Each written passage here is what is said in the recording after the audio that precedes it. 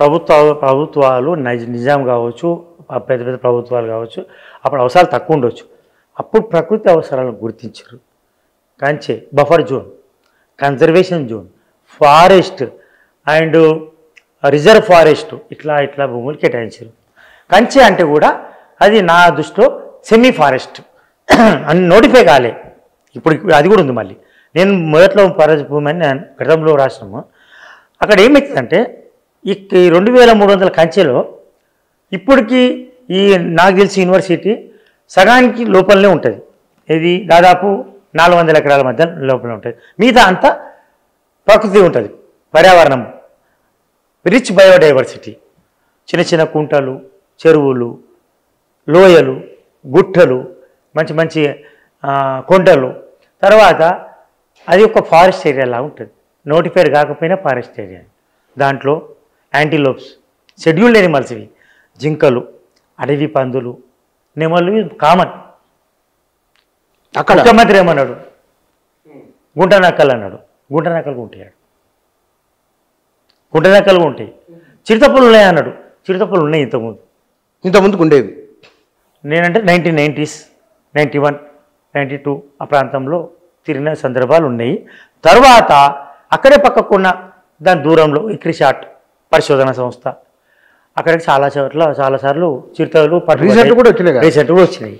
ఇక్కడ వచ్చిన దాఖలాలు రీసెంట్లీ లేవు. ఎప్పుడు సైట్ అనే దృశ్యాలు లేవు. కానీ చిరుతపుల్లకు ఆవాసం అక్కడ మంచి మెండుగా ఉంది. చిరుతపుల్లు ఉన్నాయి, ఇప్పుడే గుర్తించలే కదా. అది కెమెరాలు రాకపోవచ్చు. అయితే ఇప్పుడు గుంట నక్కల పక్కన పెడితే ఎవరి గుంట నక్క పాత్ర ఇది? ఇప్పుడు సర్కారు పాత్ర ఏంది? నైతికంగా ఎక్కడ రికార్డుల పరంగా సర్కారుకు పూర్తి హక్కు ఉన్నది, నైతికంగా లేదు. నైతికంగా ఉన్నప్పుడు ఏం చేయాలంటే 400 ఎకరాలు ఇప్పుడు ఏమంటుంది గవర్నమెంట్ కూడా, మీరు ఆలోచించండి. బెల్లిరావుకు లేదా ఢిల్లీరావుకు మాకు మధ్యలో ఉన్నది, కోట్లాట నడుస్తుంది. కోర్టు ఏం తీర్పిచ్చింది? సర్కారుదే అని ఇచ్చింది. Where is the third party? HCU enter కాలే కదా. హెచ్సియు నాదని ఎప్పుడు అనలేదుగా, క్లెయిమ్ చేయలేదు కదా. హెచ్సియు ఏమంటుంది? మా పరిధిలో మాకు కేటాయించారు, మా భూమి అని అనుకుంటున్నాం అంటున్నారు. మరి అందులో థర్డ్ పార్టీగా వచ్చినట్టు నాకేం లేదు. ఈ భూములు మావి, థర్డ్ పార్టీకి ఎంటర్ అయ్యింటే బాగుండు.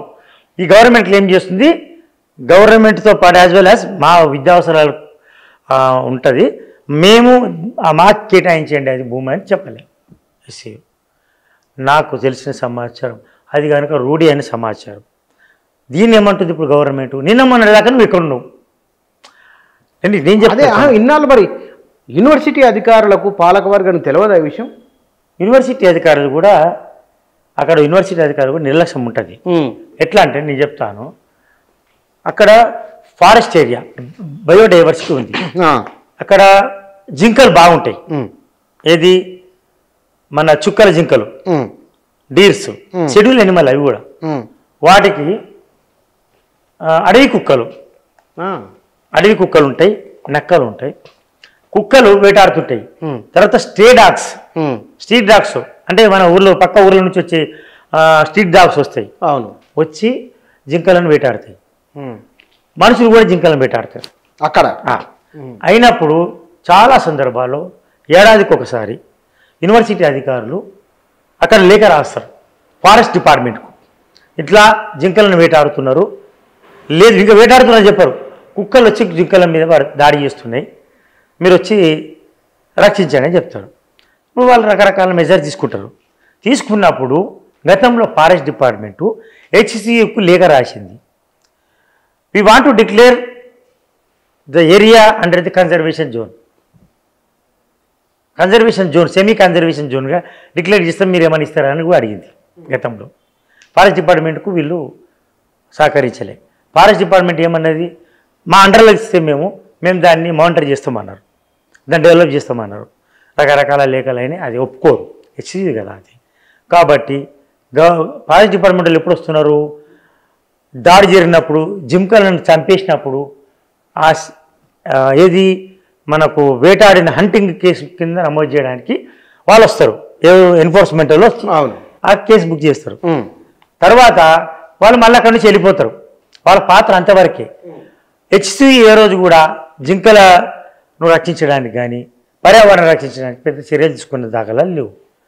అక్కడ వచ్చిన యూనివర్సిటీ వైస్ ఛాన్సలర్ కానీ ఎవరు కానీ ఇప్పుడు వాళ్ళ నిర్లక్ష్యమో అలక్ష్యమో లేకపోతే ఏందో మొత్తానికి సర్కారు భూమి ఎప్పుడు క్లెయిమ్ చేయాలి కదా, ఈ భూమిని కేటాయించొద్దు అని ఇప్పుడు చెప్తున్నారు. మీరు మాకే ఉంచండి, మీరు కేటాయించడానికి వీలు లేదని ఇప్పుడు చెప్తున్నారు. రికార్డ్ పరంగా అప్పుడు ఎంటర్ కాలేవాళ్ళు రెవెన్యూ. కానీ మీరు అన్నదాని ఇక్కడ కొన్ని విషయాలు ఇక్కడ పత్రికల్లో వచ్చినాయి. ఇందాక నేను చెప్పినట్లుగా పత్రికల్లో రాసినట్టుంటే 534 ఎకరాలను 2004లోనే సర్కారుకు స్వాధీనం చేసిన వర్సిటీ. దీని 534 ఎకరాలను 2004లో సర్కారుకు స్వాధీనం చేసిన వర్సిటీ అంటే యూనివర్సిటీ. బదులుగా గోపన్నపల్లిలో 397 ఎకరాలు యూనివర్సిటీకి ఇచ్చింది సర్కారు. అప్పట్లోనే ఐఎంజీకి న్యాయ వివాదాలు, ప్రభుత్వ భూములేనన్న సుప్రీంకోర్టు మీరన్నమాట. ఆ తర్వాత ఆ భూములు టీజీఐఐసికి ఇచ్చిండ్రు. స్వాధీనం చేసుకోవాలని సూచన కాదు, అప్పట్లో టీజీఐఐసికి అని రాశారు ఇక్కడ. అది అప్పట్లో అదే ఉండొచ్చు, రాజశేఖర రెడ్డి ఉన్నప్పుడు ఏపీఐఐసిసి. అయితే యూనివర్సిటీ రిజిస్ట్రార్ సమ్మతితో నిరుడు సర్వే, సరిహద్దులో గుర్తింపు ప్రభుత్వం అంటున్నది ఈ మాట. టీజీఐఐసి చెప్పేదంతా అబద్ధం, సర్వే జరగలే, హద్దులు గుర్తించలేదు, వెనక్కి తీసుకోవాలంటే కమిటీ ఆమోదం తప్పనిసరి, యూనివర్సిటీ రిజిస్ట్రార్ చెప్తున్న మాట. ఇది ఈ మొత్తం ఈ ఎపిసోడ్లో కనబడుతున్నది. అంతే కదా. ఇప్పుడు 2 నిర్లక్ష్యంగా ఉన్నది. ఇప్పుడు ఆయన అంటే యూనివర్సిటీ ఆల్టర్నేట్ ల్యాండ్ కేటాయించినట్టు చంద్రబాబు హయాంలో ఆల్టర్నేట్ ల్యాండ్ కేటాయిస్తున్నారు. దాని మీద నాకు స్పష్టత లేదు. రెండవది, ఇప్పుడు కూడా ఈ రేవంత్ సర్కారు చేస్తున్న తప్పు ఏంటంటే గత సర్కారులు చేసిన ఈ సర్కారు చేస్తుంది వేలం పట్ల ఏమంటాం భూముల అమ్మకాన్ని మనం దాని కాదు చేసే పద్ధతి, ఇచ్చే పద్ధతి. ఆయన కట్టబెట్టినప్పుడు బెల్లిరావుకు కట్టబెట్టినప్పుడు ఇచ్చిన పద్ధతి కరెక్ట్ లేదు. దాంట్లో కొల్యూజన్ ఉంది, దాంట్లో కిడ్ ప్రోకో ఉంది అని అప్పట్లో. ఇప్పుడు ఏంది, ఈ 400 ఎకరాలను ఎవరికి ఇస్తున్నావు? ఏ బడా బిల్డర్లకు ఇస్తున్నావు? డెవలప్మెంట్ అంటే ఏంది డెవలప్మెంట్?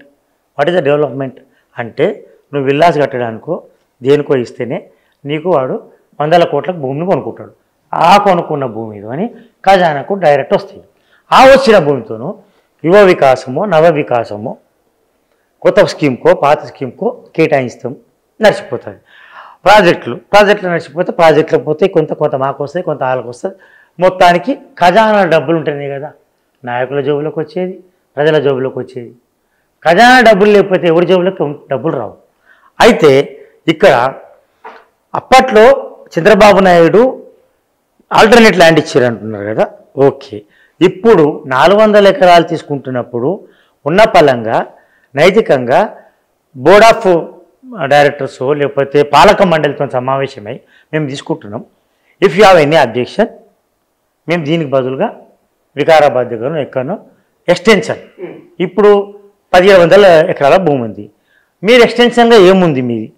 ఏఐ ఇప్పుడున్న కోర్సుల కంటే కూడా ఆర్టిఫిషియల్ ఇంటెలిజెన్స్, కంప్యూటర్ కోర్సులు, ఇంకా ఏమేమి కోర్సులు తీసుకుంటారు వాళ్ళు, భవిష్యత్ అవసరాలు ఏమున్నాయని అడిగి మాట్లాడి ఏకపక్షంగా కాకుండా మీకు అభ్యంతరం ఉంటే మేము ఆల్టర్నేట్ ల్యాండ్ ఇస్తాం.